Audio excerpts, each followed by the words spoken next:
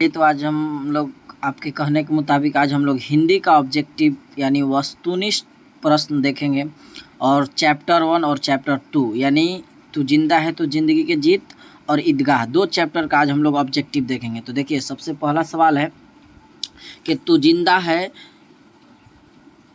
है dot dot कविता में जीवन के किस पक्ष का वर्णन है। तो आपको पढ़ाए हैं कि तू जिंदा है तो जिंदगी, तो इसका सही जवाब हो जाएगा आशावादी। तू जिंदा है तो जिंदगी के जीत पर यकीन कर कहीं ये स्वर्ग, यानी ये आशा ही न है, आशावादी यानी आश लगाए रहना, तो ये सही जवाब हो जाएगा। चलिए आगे हम लोग देखते हैं। कवि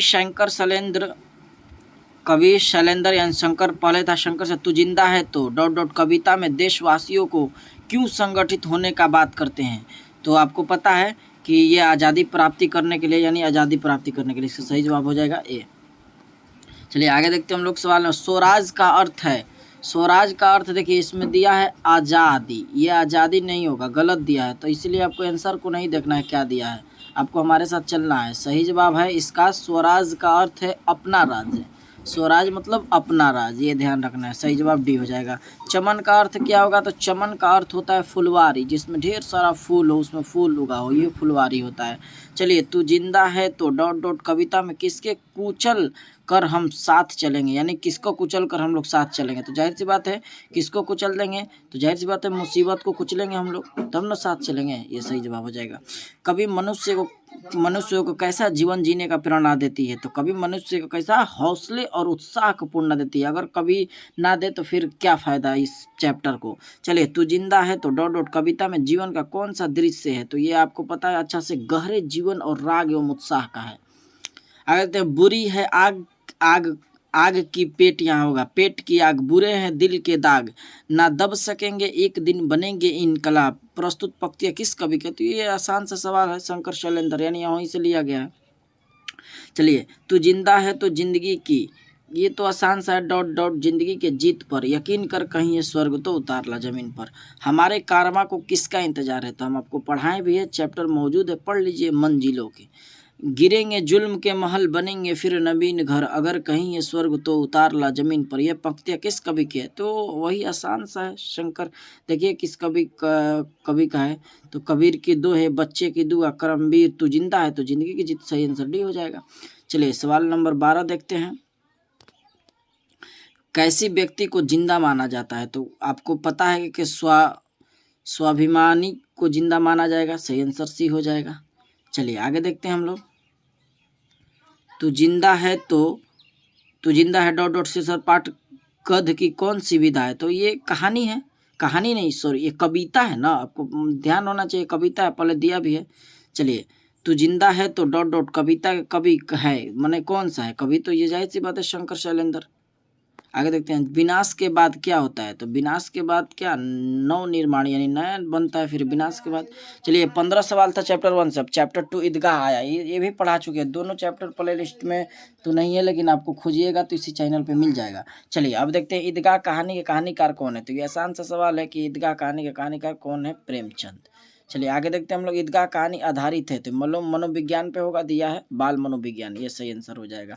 चलिए आगे देखते हैं, रमजान कितने दिनों का होता है, तो रमजान ये 29-30 दिनों का होता है। ये आपको बता दें कि ये 30 और 29 होता है, ये 16-15, ये 30, 31 तो हो नहीं सकता है, 32 भी नहीं हो सकता है, इसलिए सही आंसर हो जाएगा ये सी। चलिए आगे देखते हैं, हामिद कितने साल का बालक था, तो हामिद आपको बताए थे कितने साल का बालक था, तो 4-5 साल का बालक था, ये आपको ध्यान रखना है। चलिए, बूढ़ी दादी का नाम क्या था, तो आपको बताए हैं, चैप्टर मौजूद है, पढ़ लीजिए अच्छा से। हमीदा नाम था, हमीदा नहीं था, अमीना नाम था, ये आपको ध्यान रखना है।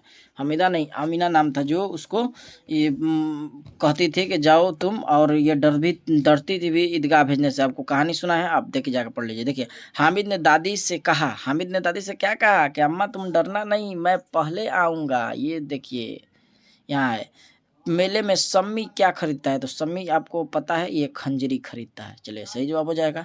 मोहसिन मेले में कौन सी मिठाई खरीदता है, तो मोहसिन मेले में कौन सी मिठाई खरीद रहा है, तो आपको पता है ना, रेवड़िया खरीदता है, चलिए आगे देखते हैं। मोहसिन के पास कितने पैसे थे? ये आसान बार बार आता है, 15 पैसे थे। या बिल्कुल हम ये भी आपको कमेंट में जवाब देना है। महमूद के पास कितने पैसे थे? हामिद के पास कितने पैसे थे? तो आप कमेंट में बताइएगा।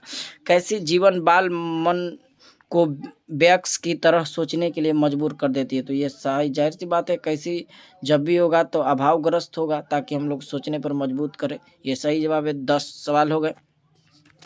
11 सवाल देखिए। हामिद खिलौने की जगह अपनी दादी के लिए क्या खरीदता है?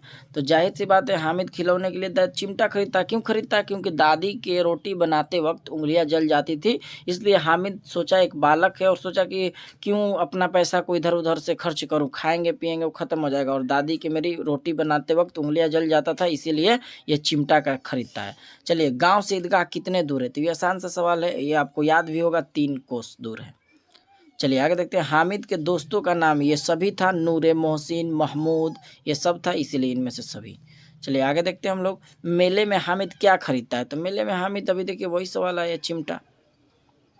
ईदगाह कहानी के वंचित बचपन की परिस्थितियों पर किस ढंग से टिप्पणी करती है? तो किस ढंग से टिप्पणी करती है आपको अच्छी तरह से पता है, मार्मिक। चलिए आगे देखते हैं हम लोग। हामिद ने चिमटा क्यों खरीदा? तो हामिद ने चिमटा क्यों खरीदा अभी बताए भी कि देखिए यहाँ है, क्योंकि रोटी सेकने में दादी के हाथ जलता था, इसलिए। चलिए, हामिद किस कहानी का प्रमुख पात्र है? तो ये आसान सा सवाल है, हामिद किस प्रमुख का पात्र है? तो ये आप ये ईदगाह हो जाएगा। चलिए आगे देखते हैं हम लोग। ईदगाह कहानी की प्रमुख विशेषता क्या थी? तो प्रमुख विशेषता का आ रहा है, ये नहीं किस पर आधारित नहीं कर रहा, तो ये मान नहीं देना है कहानी बाल मनोविज्ञान पे। ये विशेषता क्या थी आपको ध्यान रखना है। तो विशेषता आपको पता है अच्छी तरह से, अभाव एवं चुनौतियों को बच्चों को परिपक्व बना देती है, इसका सही जवाब हो जाएगा। महमूद के पास कितने पैसे थे? लीजिए आ ही गया। जो लोग कमेंट किए हैं वो लोग देख ले अपना कमेंट सही है कि नहीं। तो ये महमूद के पास कितने पैसे थे? तो सही आंसर क्या हो जाएगा, 12 पैसे। हामिद के पास कितने पैसे थे? ये भी कमेंट में लिखिए। हामिद ने कितने पैसों में चिमटा खरीदा? देखिए 3 पैसा। 3 पैसा कितने पैसा था ये भी बताना है, सबको मन में पता है कितना पैसा था। चलिए आगे। रमजान के कितने दिनों के बाद ईद आती है? तो ये आसान सा सवाल है, 30 दिनों के बाद ईद आती है, रमजान के बाद। आगे देखते हैं। कौन सी कहानी वंचित बचपन के परिस्थितियों पर मार्मिक ढंग से टिप्पणी करती है? तो ये जाहिर सी बात है, ईदगाह थी। रमजान के महीनों में मुसलमान क्या रखते हैं? तो रमजान के महीने में रोजा। चिमटा किसने खरीदी? तो चिमटा अभी आप लोग बार बार देख रहे थे, ये नहीं है क्या, हामिद है? क्या है सही आंसर? ईद के दिन उदास थी। कौन उदास थी? आपको पता है कि उसके घर में दाना पानी तक नहीं था। कौन थी? आमिना थी। तो ये 25 सवाल रहा कौन, चैप्टर 2 से, और एक बचा होगा 26 से, यानी इससे 26 सवाल होगा। देखिए, गदगद का अर्थ, ये तो आसान सा सवाल है, गदगद होना, ये आपको मुहावरा में भी बताए हैं। तो ये देखिए कहाँ दिया, प्रसन्न होना, बिल्कुल सही जवाब हो जाएगा, प्रसन्न होना। देखिए यहाँ दिया भी होगा बी में आंसर, प्रसन्न होना। तो ये रही एक छोटी सी वीडियो, आपको कैसी लगी आप कमेंट में ज़रूर बताइए। तो आज के लिए हम लोग इतना ही रहने देते हैं।